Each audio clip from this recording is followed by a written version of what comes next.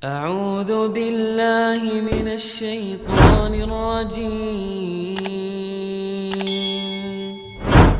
بسم الله الرحمن الرحيم. Kita mendengarkan firman Allah Subhanahu wa taala, bagaimana orang kafir membuat orang-orang tidak bisa mendengarkan Al-Qur'anul Karim. Mereka mengatakan wal ghaufi, kalian ucapkan ucapan-ucapan yang kosong, ucapan-ucapan yang tidak berguna, supaya orang itu meninggalkan Al-Qur'anul Karim. Disebutkan salah satu gaya orang-orang Arab itu dengan menyanyi-nyanyi, supaya orang nggak baca Al-Qur'anul Karim. Dan sekarang pun kita lihat umat Islam lebih sering mendengarkan nyanyian, menyanyi-nyanyi daripada baca Al-Qur'anul Karim. Dan ini termasuk usaha untuk memalingkan umat Islam dari Al-Qur'an. Sampai ucapan musuh-musuh Islam, orang-orang Yahudi, ketika mereka tahun 65 itu mau menyerang Mesir, ya, mau mengambil Palestina pada waktu itu, apa kata mereka? Ka'sun wa ghaniyah, ka'sun wa ghaniyah.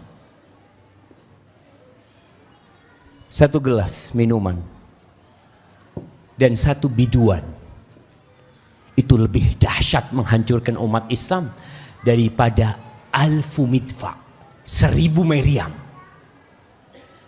Mereka tahu kekuatan umat Islam di Al-Qur'anul Karim.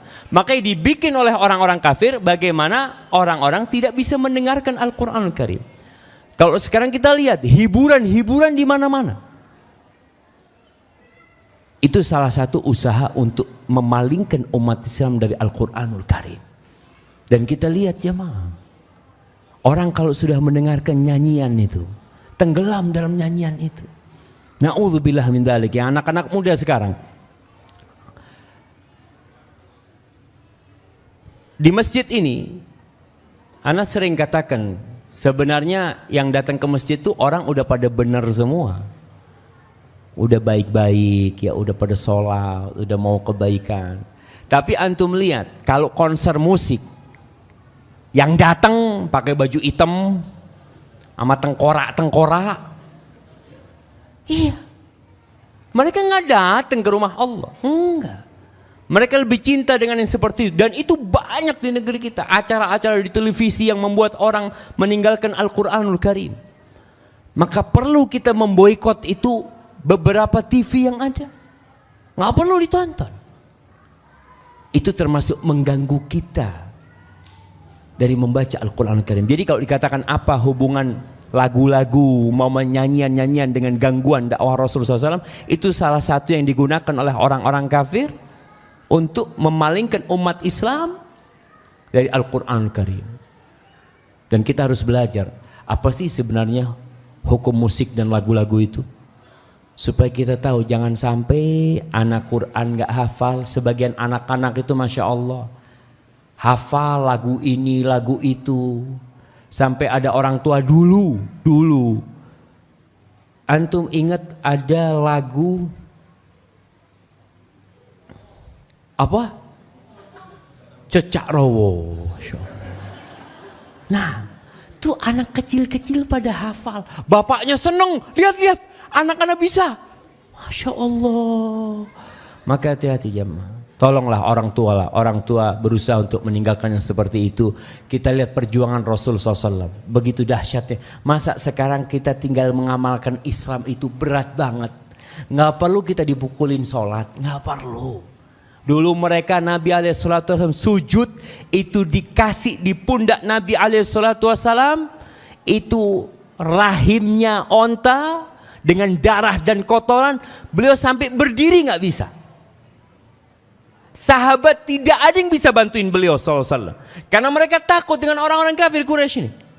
Apa yang terjadi? Dipanggil putrinya Fatimah, karena orang Arab bagaimanapun masih menghormati wanita mereka. Datang tuh Fatimah, dia dorong tuh yang ada di pundak Nabi SAW, sambil dicela tuh orang-orang sama Fatimah radhiyallahu taala anha.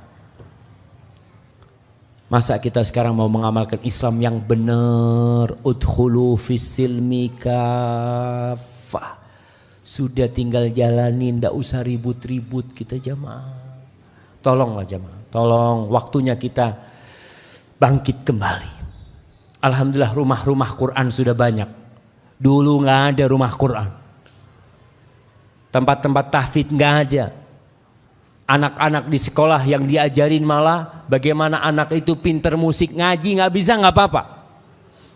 Yang penting bisa musik. Bahkan kesenian yang ada seperti itu di berbagai sekolahan ya. Hadza wallahu a'lam bishawab. Bagaimana cara menghilangkan rasa kecanduan terhadap musik? Padahal ana sudah tahu hukumnya dari 4 imam. Mohon masukannya agar hijrah ana lancar. Jamaah, bicara hukum musik ini memang kita bingung kadangkala. Ana itu ketika di pesantren, kita itu diajarin main musik di pesantren. Makanya kemudian ana waktu kelas 6 di pesantren itu ada yang mengatakan musik haram. Wah, enak banget ngomong haram. Ana ngomong. Akhirnya ketika ribut sama teman, ana ngomong gini. Ini kan ada khilaf di antara para ulama. Ada yang mengatakan haram, ada yang mengatakan halal. Ana ikut yang halal aja lah. Subhanallah. Manusia itu ingin yang mudah. Tapi kalau antum lihat Bill Gates jamaah. Bill Gates. Dia cerita, ana itu puasa mendengarkan musik selama 5 tahun. Agar bisa sukses usahanya. Ucapan ini menandakan musik ini melalaikan. Melalaikan. Kita ini hidup harus serius di dunia. Nggak main-main gitu. Sedangkan ini perbuatan yang melalaikan. Makanya kalau lihat ya orang yang kecanduan musik sampai kadangkala yang konser-konser musik di mana-mana jamaah, orang hadir ya habis asar hadir, malam pulang mereka. Maka coba antum baca lagi bagaimana para ulama ussalaf memandang musik. Imam yang 4, Imam Syafi'i, Imam Malik, Imam Abu Hanifah, Imam Ahmad bin Hanbal. Memang ada satu ulama besar juga yang berpendapat musik itu halal. Yaitu siapa? Ibnu Hazm al-Andalusi yang dari Spanyol. Dia mengatakan itu. Dan ini yang menjadi rujukan orang-orang yang mengatakan musik itu nggak apa-apa. Padahal imam-imam yang 4 sudah seperti itu. Bagaimana cara menghindarkan hati kita yang kadang-kadang kalau dengar musik kayaknya hati ini enak gitu ya mah. Mulai kakinya goyang-goyang. Seperti itu. Maka berusaha memang untuk minta tolong sama Allah. Ya Allah, dekatkan aku kepadamu ya Allah. Allahumma a'inni ala dzikrika wa syukrika wa husni ibadatik ya. Kemudian pelajarin. Kalau mungkin yang anasat lebih condong kepada yang berpendapat umpamanya halal. Antum pelajarin lagi. Kaji lagi. Karena sejatinya ya secara logika apa sih yang didapatin antum dari musik? Antum tambah dekat sama Allah? Enggak. Tapi kalau antum baca Al-Quran, antum akan dekat sama Allah Subhanahu Wa Taala. Dan jemaah, hidup ini ujian. Surga itu dikelilingi dengan semua yang disuka, yang dibenci oleh jiwa. Jadi yang dibenci itu, insya Allah jalannya menuju surga. Tapi kalau kita suka, jangan-jangan itu menuju ke neraka. Karena neraka dikelilingi dengan hal-hal yang disukai